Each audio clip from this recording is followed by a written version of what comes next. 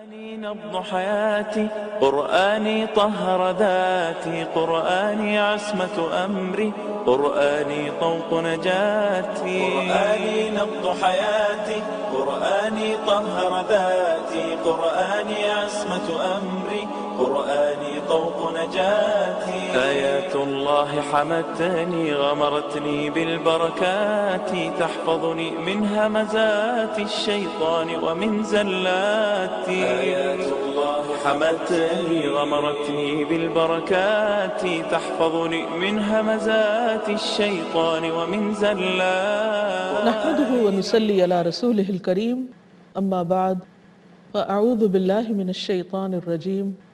بسم الله الرحمن الرحيم. رب اشرح لي صدري ويسر لي أمري واحلل عقدة من لسانی یفقہوا قولی. گزشتہ پروگرام میں ہم نے دیکھا کہ شح کس طرح افراد اور اقوام کو برباد کرتی، انسان کی دنیا اور آخرت کی ہلاکت کا ذریعہ بنتی، اور کامیاب وہی ہیں جو شح یعنی دل کی تنگی سے بچا لیے جائیں۔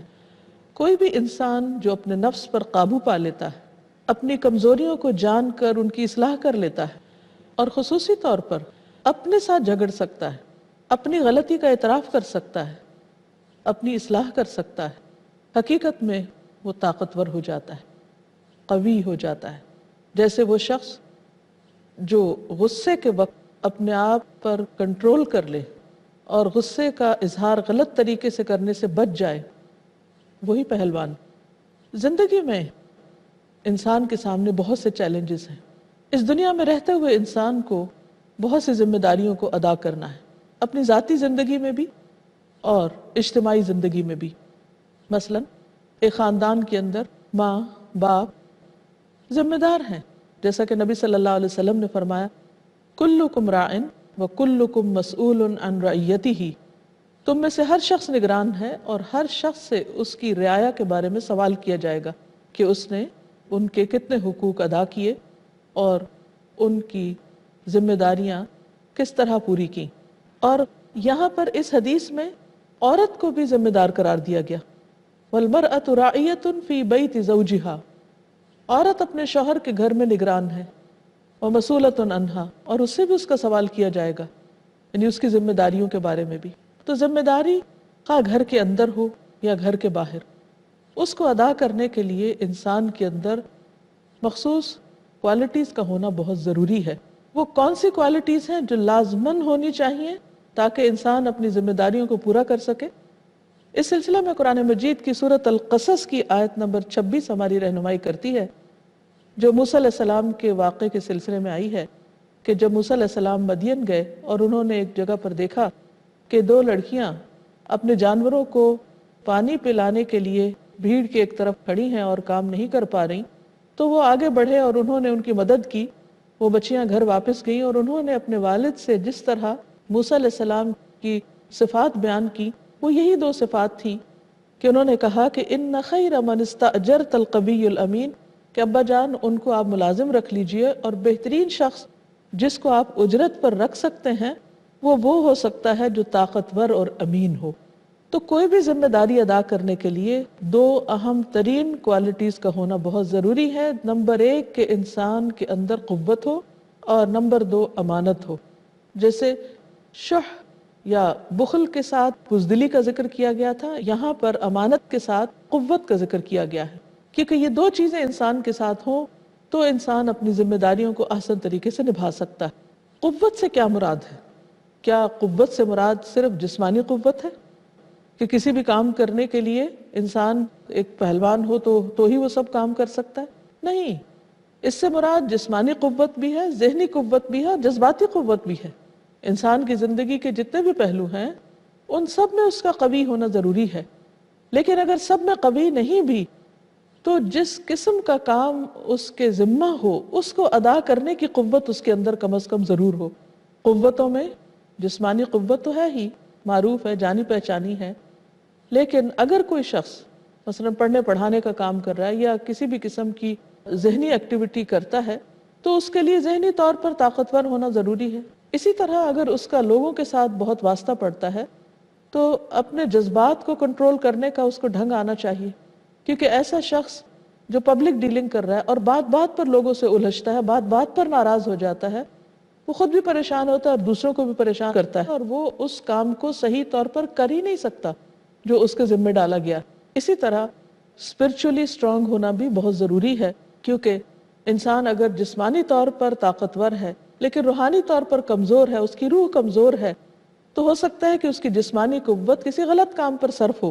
تو کوئی کسی بھی ذمہ داری کو نبھانے کے لیے جن صفات کا ہونا لازم ہے وہ قوت اور امانت ہیں، اور ہم دیکھتے ہیں کہ خصوصی طور پر جب انسان کے سپرد کوئی بڑی ذمہ داری کی جائے، کوئی عہدہ یا منصب اس کو دیا جائے، تو پھر ناگزیر ہے کہ اس شخص کے اندر یہ اہلیت پائی جائے، جیسا کہ قرآن مجید میں اللہ تعالیٰ کا حکم ہے کہ ان تؤدوا الامانات الی اہلھا، کہ تم امانتوں کو یعنی عہدوں کو ان لوگوں کے سپرد کرو جو اس کی اہلیت رکھتے ہو۔ اور اہلیت کس چیز کی؟ کہ قوی اور امین ہو، کام کرنا بھی جانتے ہو اور کام کی حفاظت بھی کر سکتے ہو، جیسا کہ ایک اور جگہ پر بھی اس کا ذکر کیا گیا۔ تو گویا کسی بھی ذمہ داری کو نبھانے کے لیے ضروری ہے کہ انسان کے اندر اہلیت پائی جائے، اور یہ اہلیت دو چیزوں پر خاص طور پر مبنی ہے، قوت اور امانت۔ جہاں تک قوت کا تعلق ہے تو ایک حدیث سے ہمیں پتہ چلتا ہے کہ اللہ سبحانہ وتعالیٰ کو وہ مومن زیادہ پسند ہے، محبوب ہے جو قوی ہو۔ نبی صلی اللہ علیہ وسلم نے فرمایا المؤمن القوی خیر و احب الی اللہ من المؤمن الضعیف وفی کل خیر، کہ طاقتور مومن اللہ کے نزدیک کمزور مومن سے زیادہ بہتر اور پسندیدہ ہے۔ حالانکہ دونوں کے اندر خیر ہے، لیکن طاقتور کا رتبہ زیادہ ہے، کیونکہ وہ اس طاقت کو جب اللہ کی پسند اور بھلائی کے کاموں میں استعمال کرتا ہے تو دوسروں کے مقابلے میں زیادہ کام کر سکتا ہے۔ پھر اسی طرح نبی صلی اللہ علیہ وسلم نے فرمایا کہ 4 خصلتیں اگر تم میں موجود ہوں تو دنیا میں سے کچھ بھی گم ہو جائے، یعنی تمہارے پاس نہیں تو کوئی افسوس نہیں، گویا تمہارے پاس سب کچھ ہے۔ اور وہ کیا ہے؟ نمبر 1 سچی گفتگو، نمبر 2 امانت کی حفاظت، نمبر 3 اچھا اخلاق، اور نمبر 4 رزق کی پاکیزگی۔ نہ صرف یہ کہ دنیا میں بلکہ آخرت کے اعتبار سے بھی اللہ سبحانہ وتعالیٰ نے جن مومنوں کو جنت الفردوس کا وارث قرار دیا، ان کی صفات میں بھی ہم دیکھتے ہیں کہ خاص طور پر امانت کی پابندی کا ذکر آتا ہے۔ سورۃ المؤمنون میں اللہ تعالیٰ فرماتے ہیں قد افلح المؤمنون، یقیناً فلاح پا گئے مومن، الذین هم فی صلاتهم خاشعون، جو اپنی نمازوں میں خشوع و خضوع اختیار کرتے ہیں، والذین هم عن اللغو معرضون، وہ جو لغو باتوں سے پرہیز کرتے ہیں، والذین هم لاماناتهم وعہدهم راعون، وہ جو اپنی امانتوں اور عہد کی نگرانی کرتے ہیں یعنی ان کی پابندی کرتے ہیں۔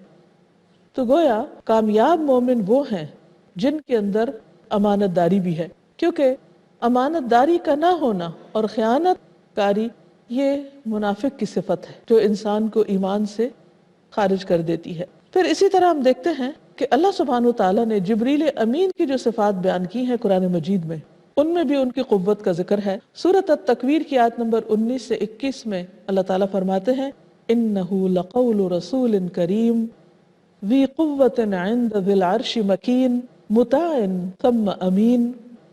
یہ قرآن ایک معزز رسول یعنی فرشتے کا قول ہے، یعنی وہ لے کر آئے ہیں اس کو، جو بڑا طاقتور اور عرش والے کے ہاں بڑے رتبے والا ہے، وہاں اس کا حکم مانا جاتا ہے، با اعتماد ہے، ٹرسٹ وردی ہے، امین ہے۔ تو یہاں آپ دیکھیے کہ جبریل امین کی بھی ان 2 کوالٹیز کا ذکر ہے کہ قوی بھی ہیں اور امین بھی ہیں۔ اس لیے اللہ سبحانہ وتعالیٰ نے ان کو قرآن مجید نبی صلی اللہ علیہ وسلم تک لانے کی ذمہ داری سونپی، کیونکہ قرآن مجید اللہ تعالیٰ کا کلام ہے اور ہو بہو جیسا اللہ تعالیٰ نے فرمایا ویسا ہی نبی صلی اللہ علیہ وسلم تک پہنچایا گیا۔ اس سے پتہ چلتا ہے کہ جس کے اوپر جتنی بڑی ذمہ داری ہو اس کے اندر اتنی ہی قوت اور امانت زیادہ ہونی چاہیے تاکہ وہ اس کام کو انجام دے سکے۔ اسی طرح ہم دیکھتے ہیں کہ قرآن مجید میں اللہ تعالیٰ نے بنی اسرائیل کے لیے جس بادشاہ کا انتخاب کیا اس میں بھی جو خوبیاں تھیں ان میں ان کا ذکر ملتا ہے۔ سورۃ البقرہ آیت 247 میں آتا ہے وَقَالَ لَهُمْ نَبِيُّهُمْ إِنَّ اللَّهَ قَدْ بَعَثَ لَكُمْ طَالُوتَ مَلِكًا، ان کو ان کے نبی نے کہا کہ اللہ تعالیٰ نے تمہارے لیے طالوت کو بطور بادشاہ مقرر کیا ہے۔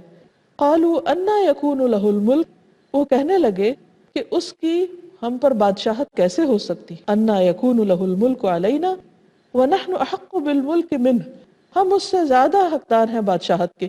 وَلَمْ يُؤْتَ سَعَةً مِّنَ الْمَالِ، اس کو مال کی وسعت نہیں دی گئی، نہیں کوئی امیر آدمی نہیں ہے، ہم اس سے زیادہ امیر ہیں، لہٰذا ہمارا حق ہے کہ ہمیں بادشاہ بنایا جائے۔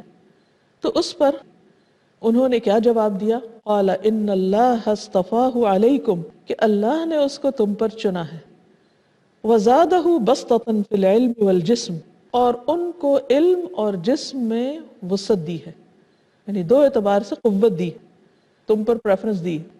واللہ یؤتی ملکہ من یشاء، اللہ اپنی حکومت جس کو چاہتا ہے دیتا ہے۔ واللہ واسع علیم، اور اللہ وسعت والا ہے، علم والا ہے، یعنی اہلیت کا معیار مقرر کر دیا گیا۔ اسی طرح ہم دیکھتے ہیں کہ یوسف علیہ السلام جب بادشاہ وقت نے ان کو ذمہ داری دینا چاہی تو انہوں نے اپنی جن صفات کا ذکر کیا، اس میں بھی آتا ہے کہ انی حفیظ علیم۔ سورۃ یوسف آیت نمبر 55 میں ہے قال اجعلنی علی خزائن الارض انی حفیظ علیم۔ یوسف کہنے لگے علیہ السلام مجھے زمین کے خزانوں کی نگرانی پر مقرر کر دیجئے، میں ان کی حفاظت کرنے والا ہوں، یعنی امانت دار ہوں، اور یہ کام جانتا بھی ہوں، یعنی ان کے اندر اس کی صلاحیت موجود تھی۔ حقیقت یہ ہے کہ کوئی بھی عہدہ اور کوئی بھی منصب جس میں بڑی ذمہ داری ہو یا اس کے اندر بہت سارے لوگوں کی رسپانسبلٹی ہو انسان پر، اسے اس وقت تک قبول ہی نہیں کرنا چاہیے جب تک انسان اس کو ادا کرنے کی اہلیت یا صلاحیت نہیں رکھتا، ورنہ وہ ان کے حقوق ضائع کر دے گا، اور قیامت کے دن انسان سے اس کا سوال کیا جائے گا، اس سے اس کے بارے میں پوچھا جائے گا۔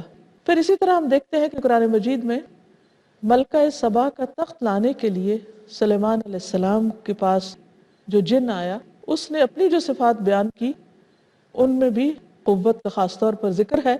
سورۃ النمل آیت نمبر 38-39 میں اللہ تعالیٰ فرماتے ہیں یا ایھا الملأ ایکم یأتینی بعرشہا قبل ان یأتونی مسلمین۔ سلیمان علیہ السلام نے کہا کہ اے سردارو بتاؤ کہ تم میں سے کون اس کا عرش یعنی ملکہ سبا کا تخت لے آتا ہے اس سے پہلے کہ وہ سرنگوں ہو کر آ جائیں۔